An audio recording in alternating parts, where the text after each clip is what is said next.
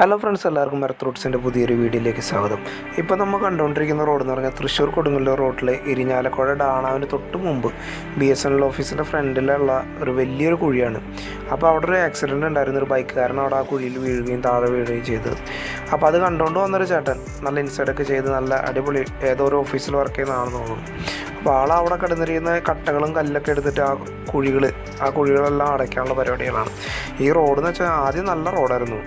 ശരിക്കും ഇതിലെ പോയിട്ടുള്ള ആൾക്കാർക്ക് അറിയാൻ പറ്റും. റബ്ബറൈസ്ഡ് റോഡ് നല്ല അടിപൊളി റോഡായിരുന്നു. പ്രോപ്പർ മെയിൻ്റനൻസ് ചെയ്തിരുന്നെങ്കിൽ അത് ഇനിയും ഓടിക്കാമായിരുന്നു എന്നാണ് തോന്നുന്നത്. പിന്നെ പ്രളയം അങ്ങനെയുള്ള കാര്യങ്ങൾ വന്നതിന് ശേഷം ഇത് റോഡിൻ്റെ ഹൈറ്റ് കൂട്ടിയുള്ള പുതിയ ടെക്നോളജി ഉപയോഗിച്ചുള്ള കോൺക്രീറ്റ് റോഡ് ചെയ്യണമെന്നൊക്കെ പറഞ്ഞുള്ള ഇത് വരികയും ഇപ്പോൾ പല സ്ഥലങ്ങളിലും റോഡ് പണി തുടങ്ങിയിട്ടുണ്ടെങ്കിലും പൂർണ്ണമായി അത് പൂർത്തീകരണത്തിൽ എത്തിയിട്ടില്ല.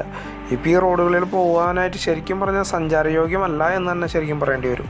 അത്രയ്ക്കും ശോചനീയമായ അവസ്ഥയാണ് റോഡുകളുടെ എല്ലാം, അതുപോലെ കുഴികളും.